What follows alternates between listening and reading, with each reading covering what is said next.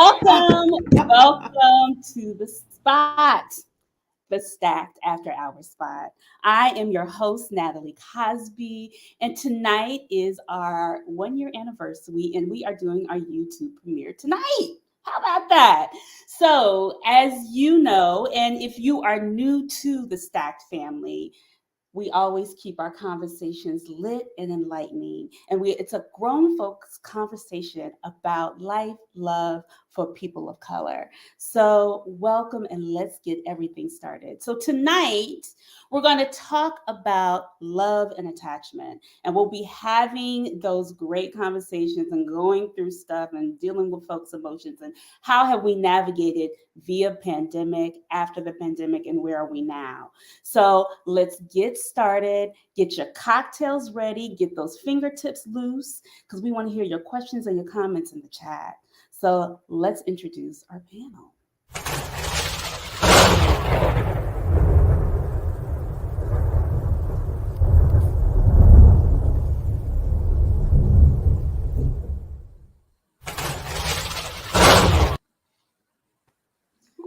So let me introduce my beautiful co-host, fashionista, mini mogul, world traveler, and she loves men that know how to do math, Miss Anthea Sunshine Jeffrey. Say hello, Sunshine, people everywhere. Yes, Anthony's been with me. Tonight we like salt and pepper. Right? Salt and pepper. Yes, we like salt and pepper. We got with the one shoulder shoulder out for y'all, giving you it all. So yes, welcome, Sunshine. Next, let's go to our dope ass panel. So she is a holistic life coach, the owner of the Attractive Mindset, and she help you get your life right. Miss Karen Webster. Say hello, Karen. Hey, how are you? So happy to be here tonight. Thank you, love. Next, we have our dope music producer and engineer for CBS and Viacom, and he also is the founder of his own music company, the Beamer Former Entertainment, and he knows how to woo the ladies with that voice. Say hello, Mr. Rashad Coles, Mr. Rashad Rush. For having me. Thank you. And next we got our Brooklyn homegirl. She's one of our regulars. She's the flyest skater we know. She has her Pieces t-shirt, I rock Pieces. And you better say her name right. Ronee. Y'all better get Ronee. Say hello, Ronee. Hey, Ronee. Good. And then finally, he's tall, dark, handsome, and has the gift for gab. And he's on the podcast Step to the Mic, Mr. Ted Jeffries. Hello, Teddy Bear. Say hello, Ted. What's going on? What's going on, people? Happy to be here for the inaugural event. Yes. Let's get it started. Let's get it started. So, as I said, again, tonight we are talking about love and attachment and how those choices frame how we move in and out of relationships. So tonight we're going to talk about 5 different ways that love and attachment shows up in our relationships. But we always kind of start, if you've never been here, with an opening question. So our opening question for tonight is, in the last 5 years, and my panel's going to have, in the last 5 years, what do you feel when you are in love versus attached? And give me a 30-second elevator pitch if you can. And I'm going to go ahead and start with Mr. Rashad. How did I know you were going to call me first? You know I was. Go ahead. Quickly, I think being in love felt free. It felt liberating. I guess that's the word I'll land on. And being attached just felt more transactional. It didn't you're always in a position where you're trying to extract something from someone else. That's what attachment feels like to me. Cool. Thank you, sir. Thank you. Come on, Miss Karen. Enlighten us. What is love attachment for you, girl? How's it shown um, up in the past 5 years, especially through this pandemic? Right? Go ahead. especially through this pandemic. So for me, in love feels expansive. It feels like Mm. I'm in flow. It feels exploratory, exciting. What's next? And attachment feels like anxiety. It feels like fear. It feels just uncomfortable. And that's always a sign. And so if you're going in with a healthy heart, love can find you easily. And if you're going in with a hurt heart, then often attachment or that more negative connotation is what finds me. Yep. Yep. That right there. That right there. Miss Ronay, what's been your experience with love versus attachment? Love felt exciting. Mm. Um, it made me feel like I had butterflies in my stomach. Um, it made me feel like there was something promising there. Um, with attachment, there was definitely uncertainty. Um, Mm. maybe a level of not wanting to put 100% into the experience because it was just an attachment for whatever reason. All right. That's a All good right. one. Cool. That is a good one. Thank you, Ronay. Um, and Ted. I would say love, when I was in love or when I've been in love, it felt fresh. Mm. To use Renee's word, it is exciting. There's a freshness and excitement to it. Free flowing. More often than not, it's easy. Um, and when you're attached, it there's it can be exciting at times, but it seems to be you know not as exciting at times. It does not necessarily have the same um, excitement. It could be mundane at times. It could be you could have a kind of a nonchalant attitude towards the person that you're attached to. Mm. Mm. Yeah, I think about this question and I was like, it's so interesting because I think at the beginning of a relationship, we're kind of navigating love. And if we really dig them, we just want to attach to them. So we're going to talk about, because I don't think all attachment is negative. So Anthony is going to read some real quick before we dive into our questions about our 5 areas of love and attachment that we're going to explore tonight. I want Anthea to kind of share with you guys the attachment styles. There's 4 attachment styles that people have come across. So we're going to Yeah. talk about that a little bit, and then we're going to go into. Yeah, and I'm gonna be reading the short version. So then there's the 4 styles are secure, anxious, avoidant, and fearful avoidant. So for secure, it's the ability to form secure, loving relationships. For anxious is insecure with deep fear of abandonment. For avoidant, it's a form of insecure attachment, but with a fear of intimacy, trouble getting close to others, and feeling of suffocation. And then the last one is the fearful avoidant. And it is a combination of anxious and avoidant. It's people who desperately crave affection and want to avoid it at all costs. So that's the confusing.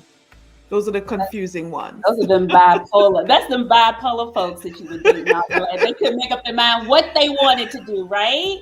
So we're gonna go. We're gonna talk about, because I think love appears in various ways in relationships. Attachment appears in various ways of relationship. And somebody's like, "Why don't you define love and attachment?" I was like, "That's different for everyone." So, kind of thinking about the 5 things that we may have probably come across in our years of being in relationships. one of the things we're going to start with is when somebody says love is selfless and attachment is selfish. It's selfish, right? So not fish, it's selfish. So love is selfless and attachment is selfish, right? So when you think about how has selflessness appeared in your relationships and was it comfortable? Anybody can answer that. I'll Ronnie, I think we can't hear you, babe. Sorry. That's So okay. You want me?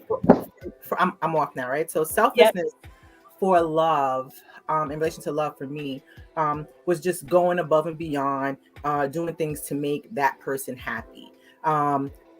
Being very creative, not thinking about how silly my creativeness could be, in what I'm trying to show that person. So doing things that are out of the box for me. So that was where selflessness fell for me in relation to love. Okay. Anyone else? Yeah, I'll jump in. Can you hear me? Yep. Yes. Yeah. So for me, I completely just lost my train of thought. But when we're talking about love, I like words are important. So I like to discern between love and in love. And so I've always held this belief that the in love feeling can kind of be associated with attachment because it's about how you feel, right? How this person is making me feel. And love for me is really focused on how I'm making the other person feel. So, Renee, very much what you just said, it's about how do we engage each other, and if we're on the same vibration and we're on the same frequency, then it's just like overflowing. Everything is just moving right along. But the in love feeling, and this is how I choose to differentiate them, really becomes about how it makes me feel. So if I don't get a call back or I don't get a text message or they didn't say good morning, now immediately I'm just wondering what's going on. So it's I like to do that. And then also the idea of attachment, I like the word connection. So for love, to me, that's more of a connection than an attachment, because if it is Mm. mutual, then it's flowing, right? Everybody's on the same, and we're connected, we're on the same frequency. But attachment is like somebody just plants a flag in the ground and they're like, all right, this is it. And the nature of life is always to be moving, growing, exploring, expanding. And as soon as we stop and we want to freeze frame wherever we are, we limit ourselves in how far we can go and expand. So, I like the word connection versus attachment also for that reason. I like that. I like that too. Gentlemen, we always, because I feel like women, I think women, we always feel like we love selflessly, right? How has the selflessness appeared in your relationships? Selflessness for me showed up in my marriage when I was able to remove my ego from a Mm, situation and become vulnerable, and allow myself to just have, I mean, real feelings. I mean, men, we tend not to um, show our emotions or show our, we show emotion. I mean, we show strength, we show anger. Um, but some days, there are times when any man who's telling you that they have everything under control 24 hours a day is lying to you. And to be able to break down in front of a woman and tell her that I'm not doing well today. That's how I define what selfless means to me, because um for me, it's an inner thing. It's not it's not an outward thing that I'm giving of myself to someone. I'm allowing myself to be my full self. Okay. Awesome. That's awesome. So really just opening up those things that we are protective of. And I think women do that too. So thank you, Rashad, for that. Ted. I would say selfless. I remember hearing someone say in relationship, building better relationship with your partner is to, wake up every day thinking about how do I make that person's life better? How do I perpetuate something that is improving her day, improving her life, helping her reach her goals. And the hope is that you're with somebody that reciprocates that same feeling. Yes. Because you could be the only one in that, Yes. taking on that task, and ultimately you begin to feel unfulfilled and not appreciated. And then you start probably on the road to attachment, because there's a regimen that comes with attachment. There's a cadence that comes with attachment. And sometimes out of fear, you don't want to have yourself unattached from that person because of those things. So I think if you get to a point where you put yourself, you're not forgetting about the things that you need and taking care of yourself, because self-care is always important, but you're also, thinking about that person that you're with as much as you would yourself. Okay. All right. I like that. Um, any thoughts, Anthea, before we move on? Yeah. I for some reason I feel I think of attachment as like that whole ball and chain scenario.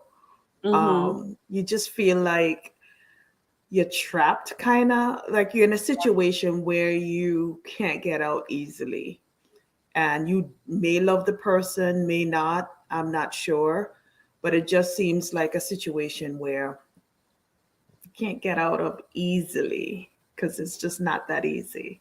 Right. Right. Yeah, so Right. kind of trapped. You Yeah. mean you mean the brother that's in the bar that doesn't want to go home after happy hour because he doesn't You know because he know what? what he has waiting for him at the other end. We're Yeah, gonna leave that's that him. one for the after party. I know we have an after party after this, so we're gonna leave that for the after party. Good segue, Ted. But because I think the thing is, it's just like we talk about selflessness, but I think there's a lot of selfishness that we have, and I Yes. just really tapping into it really quickly. Just a moment where you just knew. I'm gonna say you were a motherfucker. No, you weren't, but you were selfish. You knew that you were wrong. Like what? How did that play out for your partner and for you? And what did you learn? Real quick. If you I got- know if you y'all have got moments. if you got a real one, it might not go over easy. It usually doesn't when you just selfish and you know it and you know you're wrong. Um, they can you can address it like adults. You're gonna have to deal with the ramification and repercussions of your actions. But hopefully that's not something that's long standing. It's something that you could deal with and then potentially get over. But make no mistake that you don't make that mistake again. You know what I mean? You got to get out of your selfishness. Take a beat, count to 10, whatever you need to do to Take think. an Is this? L. Yeah, Take a yeah. look. Yes, Before I you take love. the L, take a 10 count. Right, right. Because I think there is as Ted said earlier, there is a clear difference between self-love and being outrightly selfish for the benefit of a come up with your partner. Yes. I think Yes. that is clearly a difference, and I think that probably people take advantage and all that other stuff. But the next one we're going to talk about before, because we could come back to the selfishness.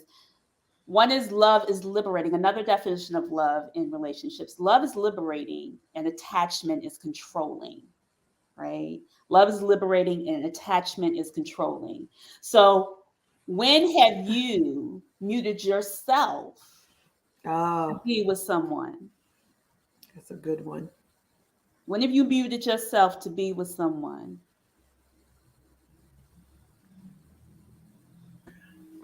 I can go Probably when really I quick. was younger. When you were younger, Yeah, Brian? when I was younger, because you're so caught up in the moment and everything is feeling right and beautiful and wonderful, and there are things that you want that you don't feel comfortable enough to articulate or move on. And then when you get older, you realize, like, wait a minute, I'm part of this too, and I need to feel Yes. I want to feel part of this love as well, in the same way that that person is feeling it from you. So when I was younger, yes. Older, no, I'm injecting myself and expecting to get something out of this experience, just like you are. Okay. All right. Cool. Anybody else have muted themselves in a relationship? Rashad? You started, Um, Rashad. no. You've I, never I, muted yourself? no, I don't. I don't think I You have because never had a woman who you felt that was out of your league and you like, let me kind of just. No, I'm kidding. I'm kidding. No, I'm kidding. I'm no. kidding, Yeah. Rashad. No. Go ahead. No. I think that for me, I've always, as a child, I've always had this thing where I wanted to be understood. Mm-hmm. Um, so I do a lot of talking. I do a lot of communication. So it's really hard for me to mute myself or what I want out of a relationship or what I need to communicate. So it's really difficult for me to do that because that's not in my character to do. Well, have women muted themselves for you? Um, Do they find I, like when sometimes when you're forthcoming, it's off-putting if it's something they're not used to. oh, absolutely. I think, yeah, I, I was in a marriage and I believe that, she, for the sake of her perception of peace, that Mm, she would not say things that she should have said, that she knew that she should have said. I don't I'm not a king, I mean, as an emperor king.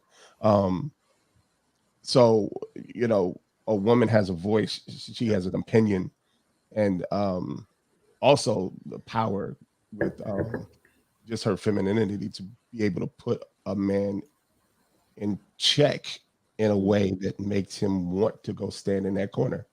So, mm. um, if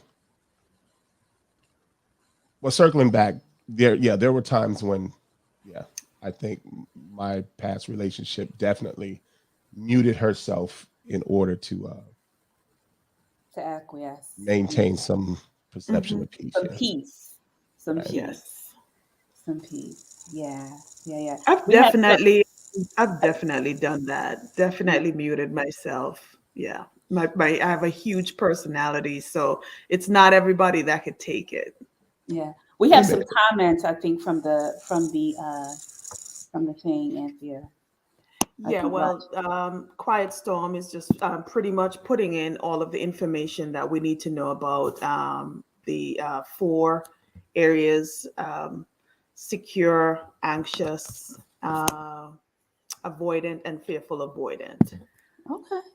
So far, so good. If everyone want to just check the comment section for a full description of those four areas, that would be great. Okay. Thank you, Quiet Storm, for sharing that information. Um, Natalie, I was going to say also, just to circle back on that whole muting.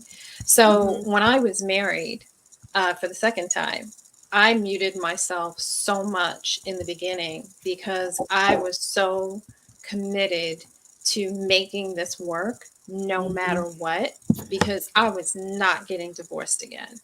And so that was the Yes, fear, right?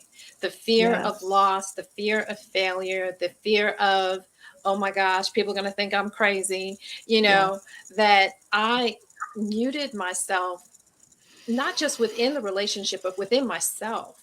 I shut yes, myself down. And that is the ultimate form of self abuse, is to not honor who you are and what you feel and what you need. So, and of course, and that went on. I was in that relationship for 16 years. Yeah. And so that was one of the greatest learning experiences I've had, Yeah. Karen, I think that's the thing. I think society makes us create these toxic labels that we feel like we have to fit into in order to kind of be happy, or I'm accepted, I'm whatever, but we stay in these controlling situations and we're miserable. We're not loving ourselves, we're not loving the person, we're just here trying to Right. maintain some sense of saving face. So absolutely, I want to shout out to some of the folks from the Star family. uh Everybody's like, I think Sylvia was like, great way to start an anniversary, so thank you guys, continue to have those comments coming. Anybody else before we kind of, the other thing is, it's just like, how did in thinking about liberating, how did those changes you made affect that relationship that you were in? Were they accepting? What happened once you started to be like, okay, I'm no longer muting, I'm going like be me, and really understand what that was? Well, for me, like I said, getting older, and realizing that there's not a role that I need to play in a relationship, which is part of muting yourself. I realized I can still be me, still be liked or loved by that person, and it still be a good experience for the both of us. That's what I got from it, and that's how it allowed me to fully give you, again, like I said, the experience that I really wanted to give the person in dealing with me. Mm, And Natalie, sometimes learning how to say no. I think sometimes we're scared to say no, thinking that if we say no, that person is going to leave, or they're not going to like me anymore, they're not going to love me anymore. But we're within our right to say no when we feel an uncomfortable situation. I agree, Anthea. I totally agree. Um, I always like to get the brother's perspective, because that was one of the reasons why we started this, because I was always just talking to my girls about what I thought men would think. So, really talking about the assumptions of you guys even leaving. Is there times when you guys have been afraid to like leave her because you laughing, Rashad? I'm I'm laughing because because I have to plead guilty. Mm-hmm. One of the hardest and really it was something that actually happened to me recently that kind of woke me up out of this thing when Anthea um mentioned the attachment styles. I believe that at a point I became the is it the anxious Mm-hmm. um and fear of abandonment. It was, the Mm, term. I've learned now that the term "how am I supposed to live without you" is a very unhealthy term. Mm. um you shouldn't have to wonder how you're going to live without a person if you're a whole person and you're healthy. um yes. that person not being in your life shouldn't end your life. Yes. Yes. That person not being in your life or not bringing you happiness just shows you that you lack happiness of your own and you're attached to their happiness. So that's how I define the term of being attached is I'm attached to the things that I don't have, looking for those things to make me whole, to make Mm. me a whole person. So um Preach. in the in admitting that I was um I guess the word is, I was attached to, was attached. I was in love with my wife, but towards the end, I became attached to her. When towards the end, I'm thinking like, oh God, I don't want to be by myself. So, I'm Especially thinking if she's real cute, right? Is she real of, cute? Y'all like, I don't want to go nowhere. Ah! No, I'm like, is it of hard for men course. to I be mean, yeah, she's a women very and she beautiful has woman. She's personality? hands down very Yeah. beautiful woman. That being said, that's not the point. I'm kidding, Rashad. So you try to put me out there, Natalie. I'm Okay. kidding, Rashad. I'm just saying. But being cute kind of makes a difference, though. It makes a difference. I mean, but does it? I mean, if you love that I'm person, you love that person, you know? So and at that particular point, it was me trying to figure out how to define myself as a single man. I hadn't been single in a very long time. I went from a 8-year relationship to back into a 10-year relationship Wow. and a 7-year marriage. yeah. So I literally defined myself as, I used to say, yeah, I stay. I don't leave. I don't quit. I don't give up. And that's a very unhealthy thing to say as well, Yeah. because there are times when you should give up. There are times when hmm you should walk away. There are Right. times, Right. that you need to just throw in the towel and say, I love you, but Right. And this we're going to isn't talk working. about, yeah, Michelle, we're going to talk about being transient. Actually, we can go into that now because one of the things is saying love is everlasting, but attachment is transient in a way. And what that when you think about that, it's just like if you saw your ex now, what would be your reaction and why? Thinking about that person that you let go, or you maybe even trying to let go emotionally. Yeah, this one's on you, bro. Had you on mute. Yeah, you rolled me under the bus there, Rashad. It's funny because I recently, ran into my ex-wife. I saw her at a high school football game, and she stepped out of, stepped into my walkway or my pathway, and you know, was elated to see me, and we didn't end things on the in the best of terms. Now, as time goes on, we have kind of come to a point where we're amicable. But she was very much like happy to see me and big smile on her face and so on and so forth, and so much as to hey, we should get together. And I was like, oh yeah, absolutely. But I had no intention on getting back together because I'm in a relationship with somebody. Was So it that's not going cold? to happen. But I shouldn't have been so disingenuous. But I wasn't going to go into it at that point in time to say, yeah, no, we're not going to do that. It just wasn't the time and place. I would rather just kind of placate the suggestion and then move on, knowing that it's not going to happen.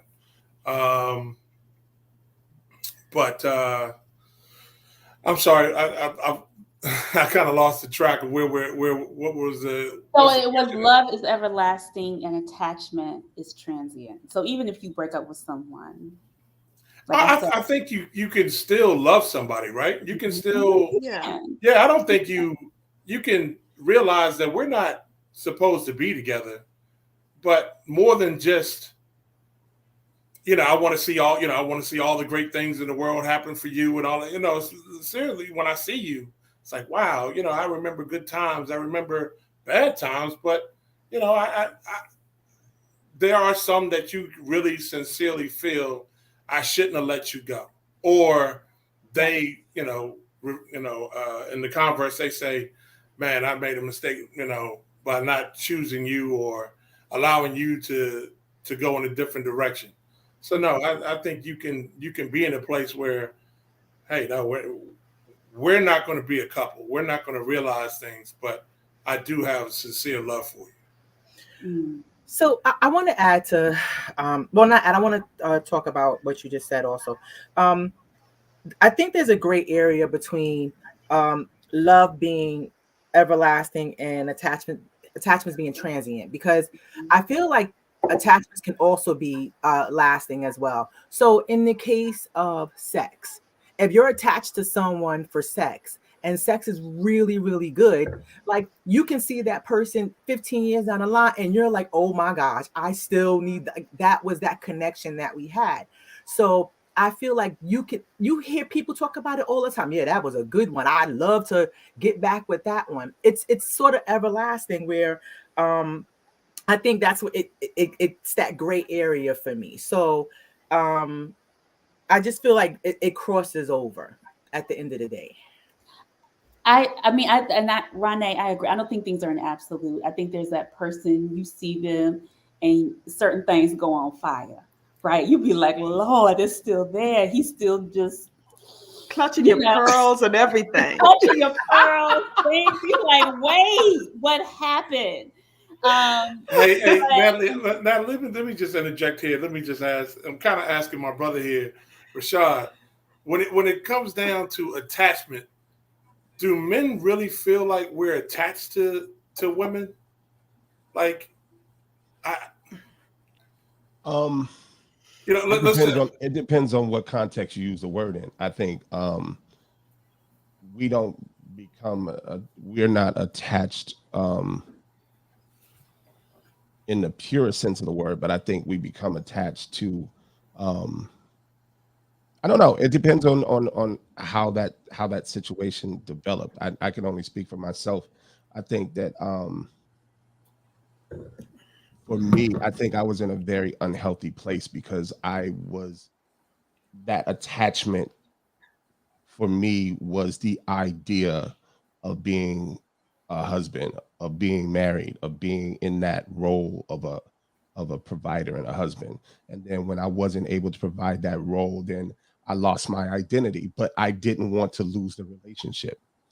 And that Mm. is a very unhealthy place to be. So I think, yeah, I definitely um I saw myself as being attached to that woman, but not in a sense of, I guess, 15, 20 years from now, you look at the person and you're like, oh my, because, you know, I'm I never think going to let you see me but sweat. So, boom. I guess my question is, it's just like, because attached to a woman, and women always say like, we don't want to appear single. I don't think men really want to ever appear sometimes single, even though it's beneficial as far as numbers.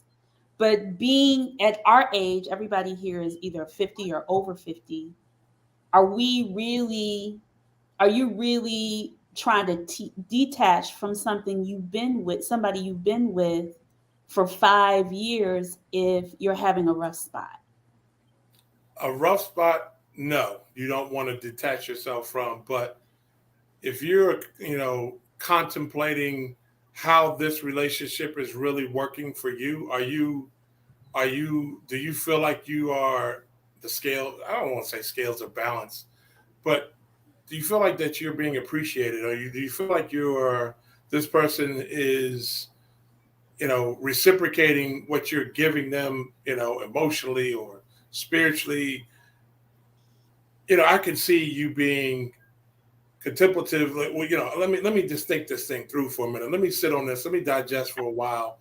But attachment, seems to say almost like I can't let you go Yeah. because of fear, because of. But I think let's just look at our numbers out here. Men, the advantages are out there for the men. There are a lot more single women out here, good, bad, or indifferent, whatever you want to say. There are opportunities for men, but not so much for women, because you hear women all the time saying that there's not any good men out here. They're not, they're just they have There's men challenges. out there, we just don't want them. Well, that's true too. That's true too. But let me just say, from a man's standpoint, I don't know that we necessarily feel like we are attached to somebody, because we could at some point we could cut bait, right? And it doesn't have to feel like an attachment. It doesn't have to feel like I'm all right. I've thought about this. This is not serving me anymore, and I'm done. I may see you. Sure, I can reminisce and like, boy, Well, like you let me. said, I sure would like to hit that again, but I don't necessarily want to be with you. But Yeah. so let's think about this with divorce, right? Right. They say primarily the people who file for divorce are usually the woman, right? Okay. Who are when they want to detach. Let's say the is it's lost its love. You know, you're no longer, you're just in it to maintain. I think based on the numbers, the women who have, especially black women who relationship, I'm not saying the relationships broke up because of black women, but it's more than likely the woman will file for divorce. I read that somewhere in a relationship. Not true in my case, but Okay. okay. I don't mean, I Well, don't, I'll I, co-sign that because I did both times. yeah. It was me, I'm just gonna say I think there was a reference made to you know not wanting to look single or appear single, and I think there is the power of being single and the power of being in strong relationship with yourself is so not valued enough, I think, Yes. because I agree. when we have not, relationships are spiritual exercises, Hmm. and you will be met where you are. So if you're in a connection with someone and it's uncomfortable, whatever that is that you're feeling, that is not like it's over, like, and have a fight. It's like that is an invitation to say, okay, well, what is this telling me about where I am? What is, and it's not saying like I created it, but there's something in your energy that allowed this to be present. And if it's present, then this is your opportunity to deal with it. This is how you learn and grow. And if you don't do anything about it, like I did for many years, mute myself out of fear, then nothing happens. It just gets worse. But then when you say, okay, I'm going to love me first, put your mask Yeah. on first before you put on your kids' mask. That's what they tell you. So we have to take care of ourselves.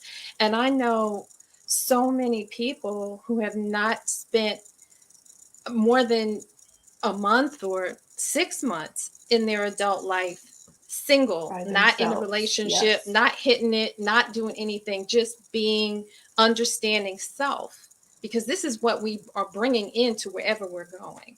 Yeah, Yeah. absolutely. Yes, Jasmine. That's one of our regulars as well. We call her our in-house. Yeah, when you mute your voice, you self-sabotage, and it ultimately leads to emotional abuse and a very slippery slope. Yeah. Very true. I want to. Yeah. We're gonna because we have a We have little a bit. We got question. about. Yeah. Yeah, oh, go ahead. We have one question in the chat. Okay. Is there a difference in being attached to someone and being used to them? If so, what is the difference? I don't think there's a difference. I think being used to someone is a form of attachment. It's not a conscious thing. I mean, when you're in love with somebody, that's an action. It's an emotion. It's fluid. Like we said, it's liberating. Um, to be used to something, to me, it sounds as if it's worn in and it's not It's going to like move. like laziness, maybe. Correct. Like you just, Hmm. yeah. Okay. Right. And I think that's, for again, I always speak for myself.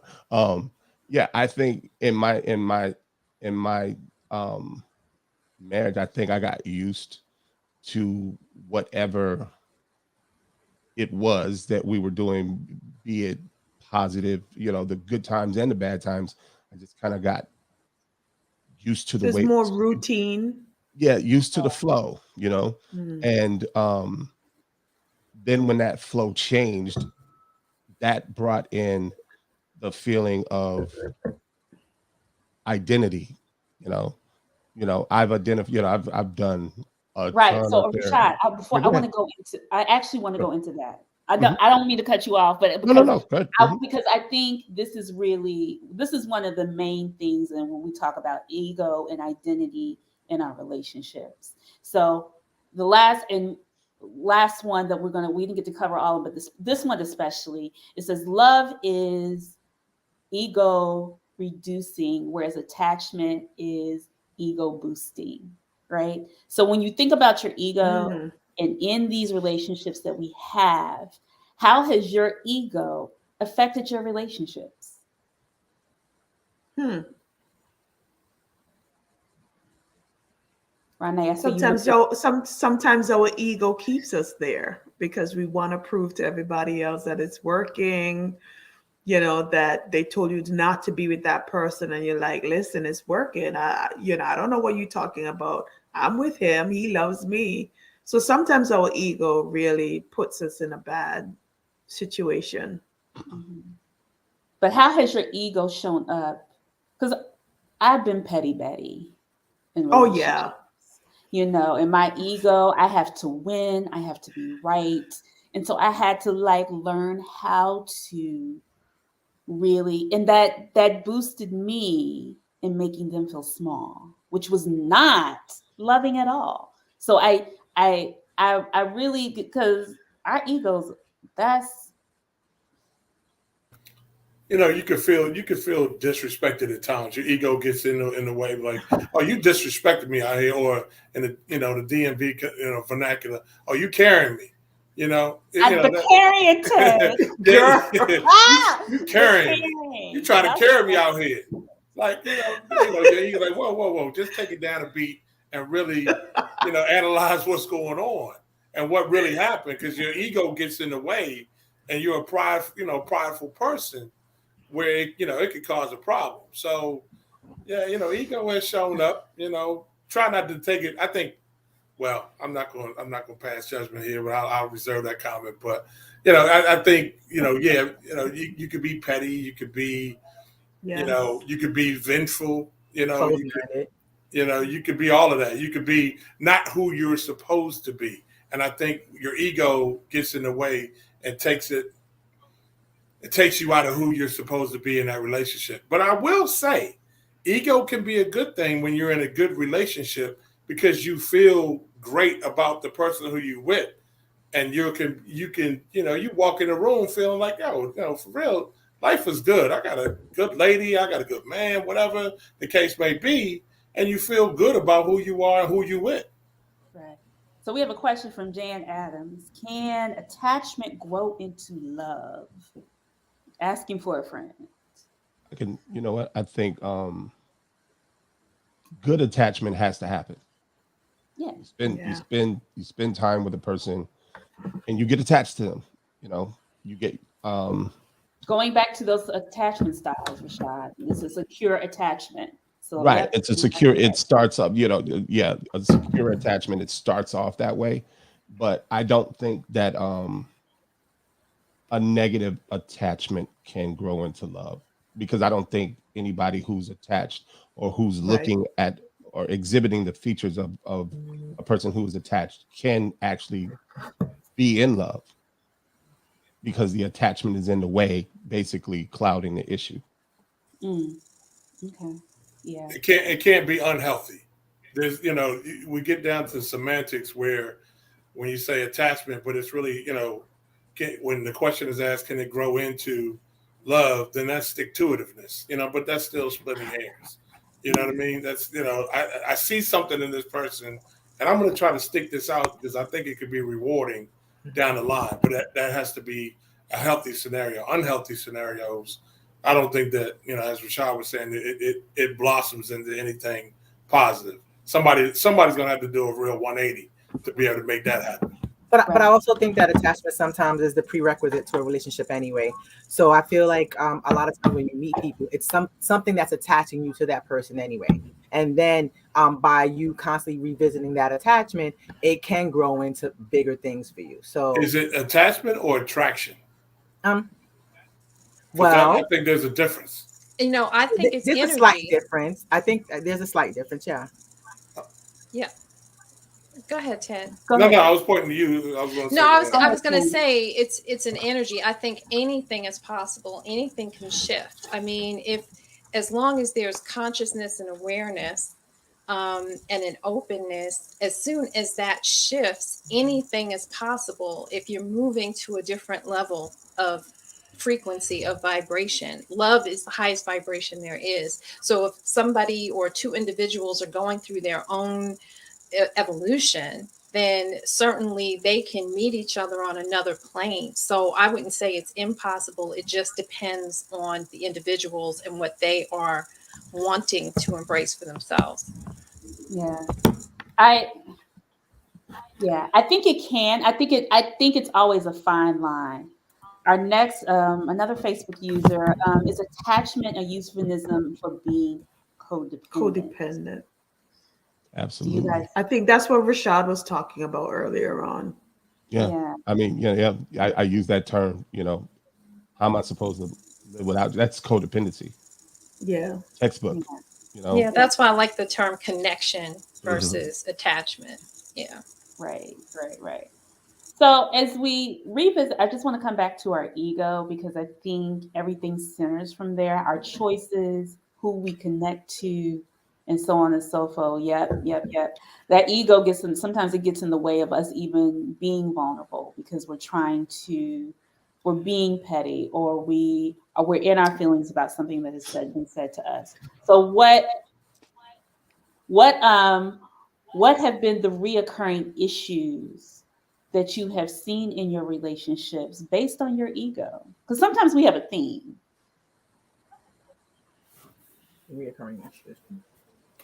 You just gonna make me tell all my flaws and You all. don't got to tell all your flaws. Just a little something. Just a little bit. Man, Just a Jesus. I little mean, bit. Just a little bit, I'm a Rashad. really You don't got to tell everything. I mean, to I said, anybody watching. I'm a really nice person.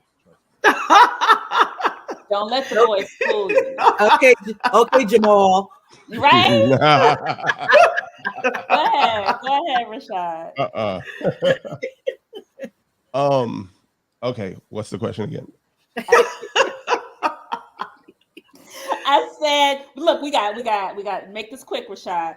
What are the reoccurring issues that in your relationships that I think we have themes, and we're constantly trying to hash out those themes so we don't bring them into the next. I um quickly my thing is that I'm the smart one in the relationship. Mhm. So that is the thing that comes up, and it can be positive. It starts off positive, and then at the end, you've made me feel like I didn't have a say, or I'm not smart enough for you. Mm, mm. Them smart brothers. Smarty pants. Come on, Ted. What's been your ego booster? Ego booster. Yes, in your relationships, Yeah, how has your what's been ego that showed reoccurring up? theme that you struggle with, but you know you need to kind of bring that vibrato, whatever it is. Yeah, I mean, what would that? I know I need to be quick here, so I would probably say, feeling disrespected, feeling not unappreciated. Um, you know, taken for granted. Those are the things that would probably trigger my ego. The dinner better be cooked, huh, Ted? No, I mean I'm not. I mean I'm probably, but most of my relationships I've been a better cook in Okay, my I'm relationship. playing with So you. That I'm part, playing. that part. I'm playing. yeah. I'm So I playing. mean I don't need y'all. Don't worry about that. My Karen, daddy, my Karen, daddy what raised me well. My Right, daddy, right, my Rashad. We don't need holistic y'all. intuitive coach? Excuse me, I'm trying to talk to Karen. My holistic intuitive coach. What has been your reoccurring theme that you have always been working on? So the thing that um, I don't want to use the word plague, but characterized all of my relationships through my 40s was this need for emotional attachment. So we talk about what happened as children, and Mhm. wanting to have a close emotional connection. So I did not have like a close emotional connection with my father. So I was always looking for that. I was always, that was my emotional pothole. So as soon as that gets filled, then I'm like, that's good. And now everything else, even and that wasn't in order. And always thought love could fix it all.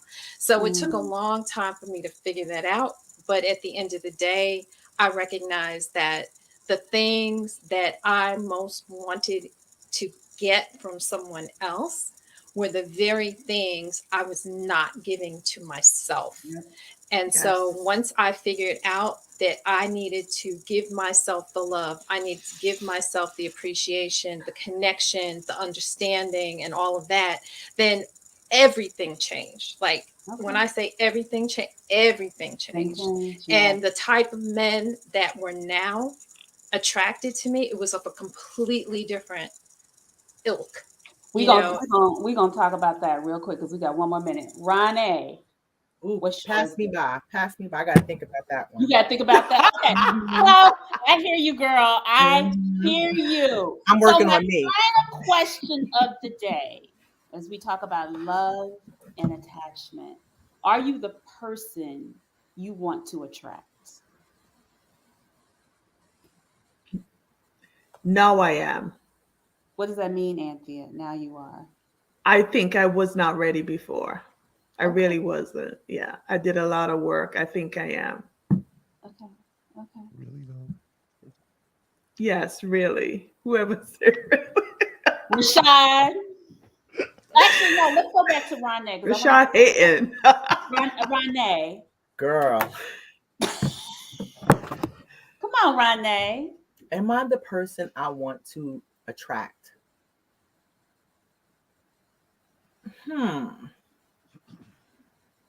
We got 2 minutes. We're gonna have to get Ronnie's answer. Ronnie, if you gotta think about it that long, then quit fire. Yeah, absolutely. Yes, I'm the person who I want to attract. Yes, absolutely. All right, Ted. All right. Ted, I always feel like you were the person you always wanted to attract when you came out the womb. Nobody loved me more than me, right? Karen, are you the person you are? You said that. I think you said that. Well, now I am, but I'm not looking for a carbon copy of me. I'm looking for the compliment because I certainly have the things that are not my strong suit. And so ideally my partner would be strong in the areas where I'm not and vice versa. Okay. But energetically, yes. Yeah. Sun and sunshine. I am. I was saying they gotta be secure in themselves. They gotta be. They can't be insecure around me. I'm sorry. Yeah. Well, woo! We made that through, y'all, with flying colors. We sure did. Look at y'all. Won't he do it? That was fast. Amen. That was fast, right? That seems faster than normal. First of all, I want to say shout out to our Stacked Face group and family. Shout out to the Rant Union for joining. I am so appreciative of our YouTube launch and our amazing panelists. We will be back again next week. And I really do appreciate this conversation. As you always say, we keep it lit, and what? Enlightening. So thank you guys again. And we will see y'all next week. Oh, come to the after party. If you want to come to the after party, the link is in the Facebook group. So that means you got to join the Facebook group. And it's in the comment section right here as well. Comment section as well. Let's go on out. Yes. Bye-bye. Bye, guys. Bye.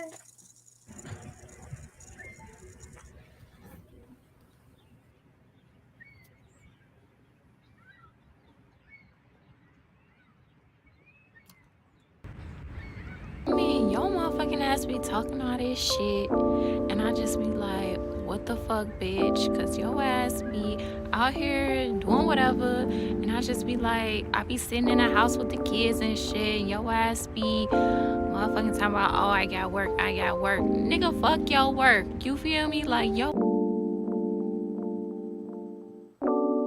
Yeah, I understand how you feel, but feelings are trivial when it comes to what's really real. You see, the thing is, a human being is revealed to the energies of the universe, and it hurts when we feel like somebody's attacking us, and we try to protect the ego and we go backwards. But we supposed to be moving forward, and something is there telling us this, but we just ignore it. Yeah, I understand you ain't feeling me, shit, and understand I ain't feeling you. And everything that you see in me that you don't like, just understand that it's still in you. And while the revenue of your negativity's killing you, I've been losing myself, trying to find a better you. We expect from others what we barely do. The world is big, shit, we barely know what we barely knew. Yeah, I understand you don't understand, cause understanding can only come from what's understood. And underneath it is our perception of bad and good, and that perception is our direction to where we stand. And where we stand is a projection of where we stood, and where we stood is a reflection of who we were. And who we were is an expression of our limited understanding at that time that connects us back to the human birth. Do you know your worth? And I don't say that so that we can overvalue ourselves, thinking we're more than what we are, when what we need is honest humility. You feeling me? From beyond the infinity, infinitely, I'm phenomenal me. And it's not an anomaly that we never saw what we never see. The truth is, we'll never be what we'll never be. Free, black dolphin, black dolphin. Free, black dolphin, black dolphin. Free, black dolphin, black dolphin. Free, black dolphin, black dolphin. Would you believe if I told you that what we need is the closure of the preceding corrosion? Because the seated and frozen is the position we find ourselves in, condition of holding on to the shit that defines ourselves in ridiculous motions of our indicative differences and the different emotions. And we just stick with the sickness and become sick with the notions of all the shit that we've been through, cause bad decisions were chosen. And in the rise of the consciousness, intuition is golden. Intuition is golden. Intuition is golden. When you walk on the path that the destiny's holding, and the rest of me making sure that the best to be showing, and the best to be showing, cause our best to be growing, and it's best to be moving in such a way that the way that we moving is moving away from the way we was moving. And it's best to be living out every day in a way that we can be proud of our life on the day that we lose it. I see it all. We constantly facing the face of the mirror, the catch of the matrix, and back to the basics and fundamentals of living amazing and dying amazing. The eye be blazing and causing us to see it all. From beyond the infinity, infinitely, I'm phenomenal me. And it's not an anomaly that we never saw what we never see. The truth is, we'll never be what we'll never be. Free, black dolphin, black dolphin. Free, black dolphin, black dolphin. Free, black dolphin, black dolphin. Free, black dolphin, black dolphin. Free, black dolphin, black dolphin. Free, black dolphin, black dolphin. Free, black dolphin, black dolphin. Free, black dolphin, black dolphin.